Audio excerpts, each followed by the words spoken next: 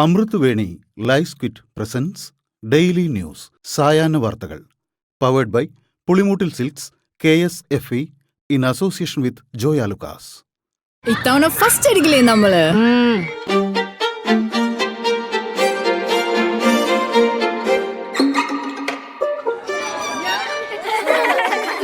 കുട്ടികൾക്കൊക്കെ പെയിൻ ശല്യം ഉണ്ടാകും. അതുകൊണ്ട് ലൈസ് കിറ്റ് ഉപയോഗിച്ച് ക്ലാസ്സിൽ വരാൻ പ്രത്യേക ശ്രദ്ധിക്കണം. ലൈസ് കിറ്റ് ലൈസ് റിമൂവർ പെയിൻ ശല്യത്തിൽ നിന്നും ഉടനടി ആശ്വാസം.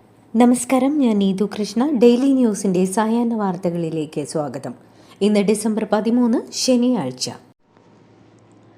സംസ്ഥാനത്തെ തദ്ദേശ തെരഞ്ഞെടുപ്പിൽ UDF തരംഗം. കാസർഗോഡ് മുതൽ തിരുവനന്തപുരം വരെ UDF വ്യക്തമായ മുന്നേറ്റമുണ്ടാക്കിയപ്പോൾ കോർപ്പറേഷനുകൾ മുതൽ ഗ്രാമപഞ്ചായത്തുകളിൽ വരെ സർവാധിപത്യം നഷ്ടപ്പെട്ട് LDF തകർന്നടിഞ്ഞു. തിരുവനന്തപുരം കോർപ്പറേഷൻ ഭരണം പിടിച്ച് സംസ്ഥാനത്തെ പല ജില്ലകളിലും NDA പ്രബല കക്ഷിയായി ഉയർന്നുവന്നു.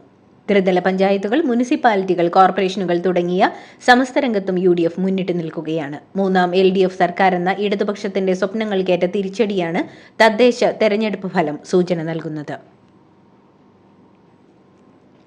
സംസ്ഥാനത്തെ 6 കോർപ്പറേഷനുകളിൽ കൊല്ലം, എറണാകുളം, തൃശൂർ, കണ്ണൂർ എന്നീ കോർപ്പറേഷനുകൾ നേടി UDF മുന്നേറിയപ്പോൾ തിരുവനന്തപുരം പിടിച്ചെടുത്ത് NDA ശക്തി പ്രകടമാക്കി. കനത്ത മത്സരം നേരിട്ട കോഴിക്കോട് മാത്രമാണ് നേരിയ സീറ്റിന്റെ ഭൂരിപക്ഷത്തിൽ LDF ഒന്നാം സ്ഥാനത്തെത്തിയത്.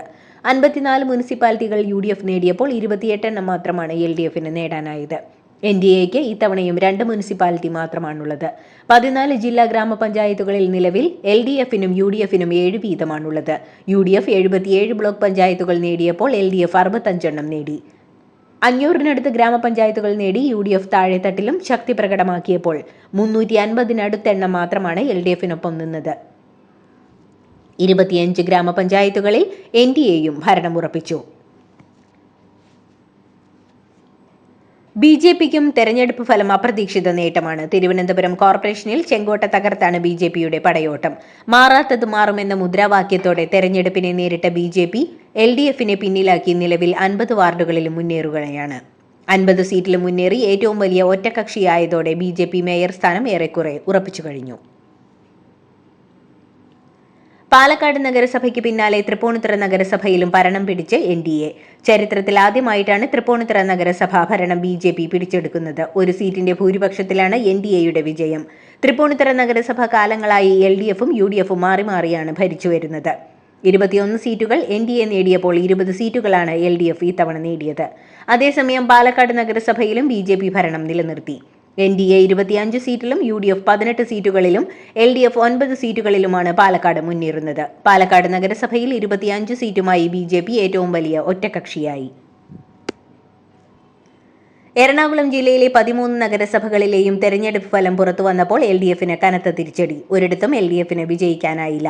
മൂവാറ്റുപുഴ, ആലുവ, അങ്കമാലി, ഏലൂർ, കളമശ്ശേരി, കോതമംഗലം, നോർത്ത് പറവൂർ, പെരുമ്പാവൂർ, പിറവം, തൃക്കാക്കര, മരട്, കൂത്താട്ടുകുളം എന്നീ 12 നഗരസഭകളിലും UDF വിജയിച്ചപ്പോൾ തൃപ്പൂണിത്തറയിൽ NDAയാണ് വിജയിച്ചത്. തിരുവനന്തപുരം നഗരസഭയിൽ NDA മേയർ സ്ഥാനാർത്ഥികളായി പരിഗണിച്ച മുൻ DGP ശ്രീലേഖ ശാസ്തമംഗലം വാർഡിൽ നിന്ന് വൻ ഭൂരിപക്ഷത്തിൽ വിജയിച്ചു കയറിയപ്പോൾ അപ്രതീക്ഷിത ഭൂരിപക്ഷവുമായി കൊടുങ്ങാനൂരിൽ VV രാജേഷിന് വിജയം നേടാനായി. തദ്ദേശ തെരഞ്ഞെടുപ്പിൽ വർഗീയതയാണ് ഇടതുമുന്നണിയുടെ തോൽവിക്ക് കാരണമെന്ന് പ്രതിപക്ഷ നേതാവ് VD സതീശൻ. സർക്കാരിനെ ജനം വെറുക്കുന്നു. BJPയുടെ അതേ അജണ്ടയാണ് CPMനെന്നും CPM കളിച്ച ഭൂരിപക്ഷ വർഗീയ പ്രീണനത്തിന്റെ ഗുണഭോക്താവാണ് BJP എന്നും സതീശൻ വിമർശിച്ചു. എല്ലാ വിഭാഗം ജനങ്ങളോടും UDFന് കടപ്പാടുണ്ടെന്നും തദ്ദേശ തെരഞ്ഞെടുപ്പിലെ മികച്ച വിജയത്തിന് കാരണം ടീം UDF ആണെന്നും VD സതീശൻ വാർത്താസമ്മേളനത്തിൽ പറഞ്ഞു. തദ്ദേശ തെരഞ്ഞെടുപ്പിലെ UDF മുന്നേറ്റം കൂട്ടായ പരിശ്രമത്തിന്റെ ഫലമെന്ന് KPCC അധ്യക്ഷൻ സണ്ണി ജോസഫ്. നേതാക്കന്മാരുടെയും ജനങ്ങളുടെയും ശക്തമായ പിന്തുണയ്ക്ക് വലിയ നന്ദി അറിയിക്കുന്നതായും സണ്ണി ജോസഫ് പറഞ്ഞു. കോൺഗ്രസ് പാർട്ടിയും ഐക്യജനാധിപത്യ മുന്നണി കക്ഷികളും കൂട്ടായ പരിശ്രമമാണ് നടത്തിയത്. സഹകരിച്ച ജനങ്ങളോടും മാധ്യമങ്ങളോടും നന്ദി അറിയിക്കുന്നു. കോൺഗ്രസിനെ ജനങ്ങൾ മനസ്സിലാക്കി. ഇത് സെമി ഫൈനലാണ്. നിയമസഭാ തെരഞ്ഞെടുപ്പിലും കോൺഗ്രസ് വലിയ വിജയം ഉറപ്പിക്കുമെന്നും അദ്ദേഹം പറഞ്ഞു. തദ്ദേശ തെരഞ്ഞെടുപ്പിൽ BJPക്ക് ലഭിച്ചത് വലിയ മുന്നേറ്റമെന്ന് BJP സംസ്ഥാന അധ്യക്ഷൻ രാജീവ് ചന്ദ്രശേഖർ. UDFനുണ്ടായ വിജയം താൽക്കാലികമാണെന്നും സർക്കാരിന്റെ ഭരണപരാജയം ഇതോടെ വ്യക്തമായെന്നും രാജീവ് ചന്ദ്രശേഖർ പറഞ്ഞു. BJPക്ക് കിട്ടിയത് വലിയ മുന്നേറ്റമാണ്. BJP മുന്നോട്ട് വെച്ച വികസിത കേരളം ജനങ്ങൾ സ്വീകരിച്ചു. തിരുവനന്തപുരം കോർപ്പറേഷനിലെ വിജയം അത് തെളിയിക്കുന്നതാണ്. കേരളത്തിൽ 20% വോട്ട് നേടിയാണ് BJP മുന്നേറിയിരിക്കുന്നതെന്നും അദ്ദേഹം പറഞ്ഞു. പിണറായി വിജയന്റെ കൊള്ളയ്ക്കുള്ള ജനത്തിന്റെ മറുപടിയാണ് UDFന്റെ മുന്നേറ്റം എന്നത് മുതിർന്ന കോൺഗ്രസ് നേതാവും മുൻ പ്രതിപക്ഷ നേതാവുമായ കെ സുധാകരൻ പറഞ്ഞു. ജനങ്ങൾ UDFൽ വിശ്വാസം അർപ്പിച്ചു എന്നതിന്റെ തെളിവാണിതെന്നും കെ സുധാകരൻ പറഞ്ഞു. നിയമസഭാ തെരഞ്ഞെടുപ്പിന് UDFന് ഊർജം നൽകുമെന്നും കെ സുധാകരൻ കൂട്ടിച്ചേർത്തു. വിവാദ പരാമർശവുമായി മുതിർന്ന CPM നേതാവ് MM മണി. ക്ഷേമ പെൻഷനും മറ്റും വാങ്ങി നല്ല ഭംഗിയായി ശാപ്പാട് കഴിച്ച ആളുകൾ തങ്ങൾക്കെതിരായി വോട്ട് ചെയ്തു എന്നായിരുന്നു മണിയുടെ പ്രതികരണം. തദ്ദേശ തെരഞ്ഞെടുപ്പ് ഫലം അവസാന ഘട്ടത്തിലേക്ക് എത്തുമ്പോൾ LDF കനത്ത തിരിച്ചടി നേരിടുന്ന സാഹചര്യത്തിലാണ് MM മണിയുടെ പ്രതികരണം. വോട്ടർമാർ നന്ദികേട് കാണിച്ചുവെന്നും MM മണി വിമർശിച്ചു.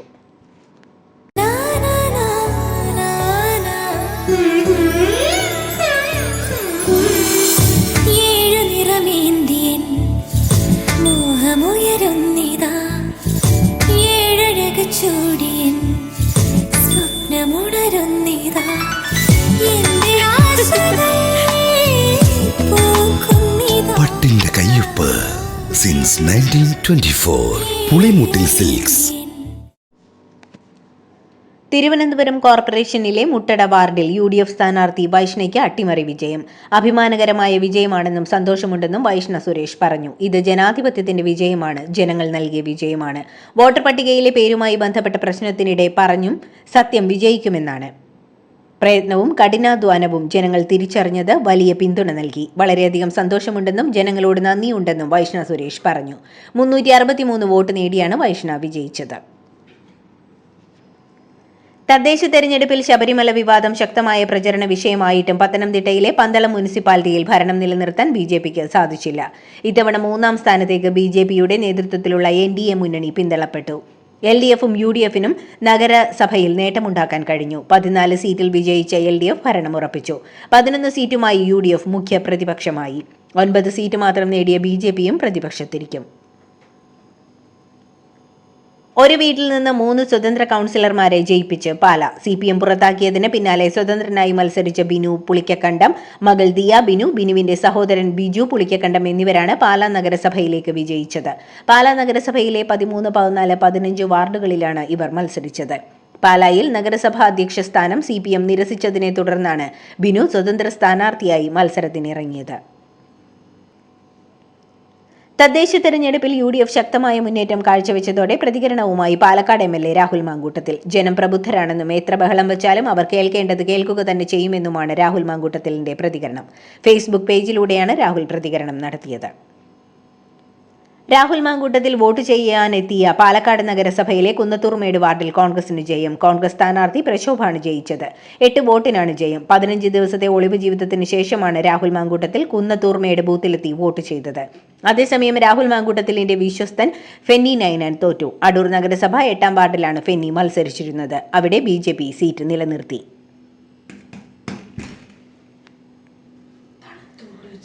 തദ്ദേശ തെരഞ്ഞെടുപ്പിൽ ജനവിധി തേടിയ മുൻ MLA അനിൽ അക്കര വിജയിച്ചു. അടാട്ട് പഞ്ചായത്തിലെ 15ാം വാർഡിൽ നിന്ന് ജനവിധി തേടിയ അദ്ദേഹം 300-ലധികം വോട്ടുകളുടെ ഭൂരിപക്ഷത്തിനാണ് വിജയിച്ചു കയറിയത്. കൊച്ചി കോർപ്പറേഷനിൽ UDF തരംഗം. കഴിഞ്ഞ തവണ നഷ്ടപ്പെട്ട കോർപ്പറേഷൻ UDF തിരിച്ചുപിടിച്ചു. വിമതരെ കൊണ്ട് പൊറുതിമുട്ടിയ കൊച്ചിയിൽ എല്ലാ പ്രതിസന്ധികളും മറികടന്നാണ് കോൺഗ്രസിന്റെ വമ്പൻ വിജയം. 76 വാർഡുകളിൽ 45 വാർഡുകളിലാണ് UDF മുന്നേറ്റം. LDF 24ഇടത്തും 5ഇടത്ത് NDAയുമാണ് മുന്നിട്ട് നിൽക്കുന്നത്. വഖഫ് ഭൂമിയുടെ പേരിൽ സമരം നടന്ന പള്ളിപ്പുറം ഗ്രാമപഞ്ചായത്തിലെ മുനമ്പം കടപ്പുറം വാർഡിൽ BJP സ്ഥാനാർത്ഥി കുഞ്ഞിമോൻ അഗസ്റ്റിൻ വിജയിച്ചു. CPM സ്ഥാനാർത്ഥി റോക്കി ബിനോയിയെ 31 വോട്ടുകൾക്കാണ് കുഞ്ഞിമോൻ പരാജയപ്പെടുത്തിയത്. കുടിയൊഴിപ്പിക്കൽ ഭീഷണി നേരിടുന്ന 500-ലധികം വരുന്ന ക്രിസ്ത്യൻ കുടുംബങ്ങളുടെ 1 വർഷം നീണ്ട പ്രതിഷേധങ്ങളുടെ പശ്ചാത്തലത്തിലാണ് ഈ ഫലം വന്നിരിക്കുന്നതെന്നും ശ്രദ്ധേയമാണ്. കോട്ടയം നഗരസഭയിൽ LDF സ്ഥാനാർത്ഥിയായി മത്സരിച്ച ലതിക സുഭാഷിന് വമ്പൻ തോൽവി. 48ാം വാർഡായ തിരുനക്കരയിൽ ലതിക സുഭാഷ് 3ാം സ്ഥാനത്തേക്ക് പിന്തള്ളപ്പെട്ടു. നേരത്തെ ജില്ലാ പഞ്ചായത്ത് പ്രസിഡന്റായിരുന്നു ലതിക. UDFലെ സുശീല ഗോപകുമാറാണ് ഇവിടെ ജയിച്ചത്. തൃക്കാക്കര നഗരസഭയിൽ ദമ്പതികൾക്ക് വിജയം. CPM സ്ഥാനാർത്ഥികളായി മത്സരിച്ച CA നിഷാദും ഭാര്യ റസിയ നിഷാദുമാണ് ഒരു വീട്ടിലേക്ക് വിജയം കൊണ്ടുവന്നത്. നിലവിലെ കൗൺസിലറായ റസിയ നിഷാദ് കൊല്ലം കുടിമുകളിൽ നിന്നാണ് മത്സരിച്ചത്. CPM Thrikkakara east local committee അംഗം കൂടിയായ CA നിഷാദ് കരുണാലയം വാർഡിൽ നിന്നാണ് ജനവിധി തേടിയത്. നിലമ്പൂരിൽ LDF-ൽ നിന്ന് ഭരണം തിരിച്ചുപിടിച്ച് UDF 36 വാർഡുകളിൽ, UDF 28 വാർഡുകളിലും LDF 7 ഇടങ്ങളിലും വിജയിച്ചു. അംഗത്വം കൂട്ടാനുള്ള BJPയുടെ ശ്രമം ഫലം കണ്ടില്ല. എങ്കിലും ഒരംഗത്തെ നിലനിർത്താൻ BJPക്ക് സാധിച്ചു.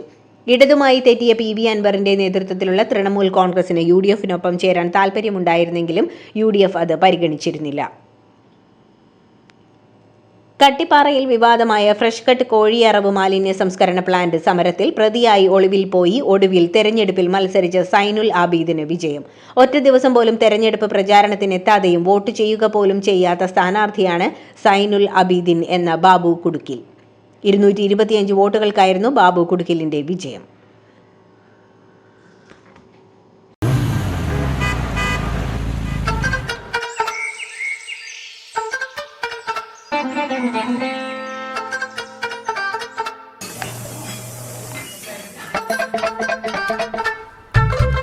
എല്ലാവർക്കും വന്നു ഡാൻഡ്രഫ്, എന്തു ചെയ്യും ചേട്ടാ? പേടിക്കണ്ട, ഇവിടുണ്ടല്ലോ ഡാൻഡ്രോക്വിറ്റിൻ ഓയിൽ. ഉടനടി മാറും താരൻ, ഉപയോഗിക്കൂ വേഗം. Amrutweni Dandruff Quit, the ultimate dandruff solution. സന്നിധാനത്തെത്തുന്ന എല്ലാ ഭക്തർക്കും സുഗമമായ ദർശനത്തിന് എല്ലാവിധ സൗകര്യങ്ങളും ഏർപ്പെടുത്തിയിട്ടുണ്ടെന്ന് DGP റവാഡ ചന്ദ്രശേഖർ. കുടുംബത്തോടൊപ്പം സന്നിധാനത്ത് ദർശനത്തിനെത്തിയ അദ്ദേഹം മാധ്യമങ്ങളോട് സംസാരിക്കുകയായിരുന്നു. എല്ലാ ദിവസവും 80,000-ന് മുകളിൽ ഭക്തർ സന്നിധാനത്തെത്തുന്നുണ്ട്. കഴിഞ്ഞ 2 ദിവസങ്ങളിലായി 85,000-ത്തിലധികം ഭക്തരാണ് എത്തുന്നത്. സ്പോട്ട് ബുക്കിംഗ് എണ്ണം വർദ്ധിപ്പിക്കുന്നതുമായി ബന്ധപ്പെട്ട് ദേവസ്വം ബോർഡുമായും ഹൈക്കോടതിയുമായും ആശയവിനിമയം നടത്തിയതിനു ശേഷം തീരുമാനിക്കുമെന്നും DGP പറഞ്ഞു. ബാങ്കുകളുടെ സർവീസ് ചാർജുകൾ ഏകീകരിക്കാനും ഉപഭോക്താക്കൾക്ക് അധിക ഭാരമാകുന്ന ഫീസുകൾ ഒഴിവാക്കാനും റിസർവ് ബാങ്ക് നടപടി തുടങ്ങി. ബാങ്കിംഗ് രംഗത്തെ ഉപഭോക്തൃ സേവനം മെച്ചപ്പെടുത്തുന്നതിന്റെ ഭാഗമായാണ് RBIയുടെ ഈ നിർണായക നീക്കം. നിലവിൽ ഓരോ ബാങ്കുകളും ഓരോ രീതിയിലാണ് സർവീസ് ചാർജുകൾ ഈടാക്കുന്നത്. ഇത് സാധാരണക്കാർക്ക് വലിയ ആശയക്കുഴപ്പമുണ്ടാക്കുന്നു. ഈ സാഹചര്യം ഒഴിവാക്കാനായി ബാങ്കുകളുമായി RBI കൂടിയാലോചനകൾ ആരംഭിച്ചു കഴിഞ്ഞു. രാജ്യത്തെ ആണവോർജ്ജ മേഖലയിൽ സ്വകാര്യ നിക്ഷേപം അനുവദിക്കുന്ന ബില്ലിന് മന്ത്രിസഭയുടെ അംഗീകാരം. 2047 100 ജിഗാവാട്ട് ആണവോർജ്ജ ശേഷി കൈവരിക്കുക എന്ന ലക്ഷ്യം മുൻനിർത്തിയാണ് സ്വകാര്യ നിക്ഷേപം അനുവദിക്കുന്നത്. പ്ലാന്റ് ഓപ്പറേറ്റർമാരെ സംരക്ഷിക്കുന്നതിനും ഉപകരണ വിതരണക്കാരുടെ ബാധ്യത പരിമിതപ്പെടുത്തുന്നതിനുമായി സിവിൽ ബാധ്യതാ നിയമം ഭേദഗതി ചെയ്യും. നവംബർ 1-നും ഡിസംബർ 6-നും ഇടയിൽ 60 പെൺകുട്ടികളടക്കം 82 കുട്ടികളെ കാണാതായെന്ന വാർത്ത സമൂഹമാധ്യമങ്ങളിൽ പ്രചരിച്ചതിനു പിന്നാലെ മുംബൈ നഗരത്തിൽ കനത്ത ജാഗ്രത. കാണാതായവരിൽ 41 പെൺകുട്ടികളും 13 ആൺകുട്ടികളും 18-നടുത്ത് പ്രായമുള്ളവരാണ്. ഉത്തർപ്രദേശിലെയും ഹരിയാനയിലെയും വായുവിന്റെ ഗുണനിലവാരം മെച്ചപ്പെടുത്താനായി $600 ദശലക്ഷം ഏകദേശം 5000 കോടി രൂപയുടെ ധനസഹായം അനുവദിച്ച് ലോകബാങ്ക്. 27 കോടി ജനങ്ങൾക്ക് ഇതിന്റെ പ്രയോജനം ലഭിക്കും. അയൽ സംസ്ഥാനങ്ങളിലേക്കും ഇതിന്റെ ഗുണഫലങ്ങൾ ലഭിക്കുമെന്നും സംസ്ഥാനങ്ങളെ നിക്ഷേപ സൗഹൃദമാക്കാനും തൊഴിലവസരങ്ങൾ സൃഷ്ടിക്കാനും പദ്ധതി സഹായിക്കുമെന്നും ലോകബാങ്ക് വ്യക്തമാക്കി. സൗദി അറേബ്യയിലെ വൈറൽ സോഷ്യൽ മീഡിയ താരം അബു മുറാദ് ഹായിൽ പ്രവിശ്യയിലുണ്ടായ വാഹനാപകടത്തിൽ മരിച്ചു. സ്നാപ്ചാറ്റ് താരമാണ് അബു മുറാദ്. ഒപ്പമുണ്ടായിരുന്ന മറ്റൊരു സോഷ്യൽ മീഡിയ താരം അബു ഹിസയും അബു മുർദായിന്റെ പിതൃ സഹോദര പുത്രനായ ദുബൈലിനും ഗുരുതര പരിക്കേറ്റു. ഇവർ സഞ്ചരിച്ച ജീപ്പ് ബുൾഡോസറുമായി കൂട്ടിയിടിച്ചായിരുന്നു അപകടം.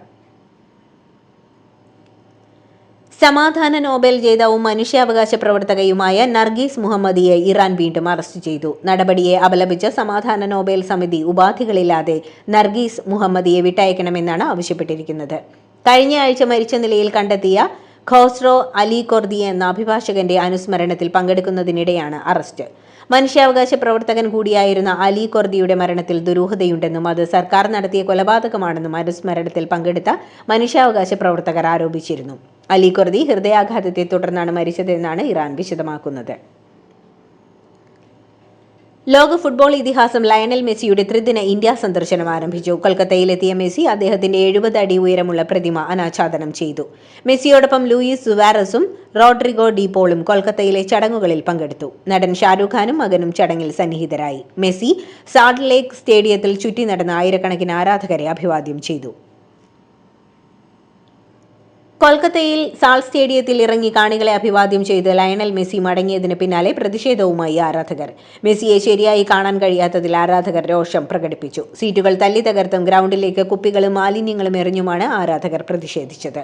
സംഘാടകർ ആരാധകരുടെ വികാരം മുതലെടുക്കുകയായിരുന്നെന്നാണ് പ്രതിഷേധക്കാർ പറയുന്നത്.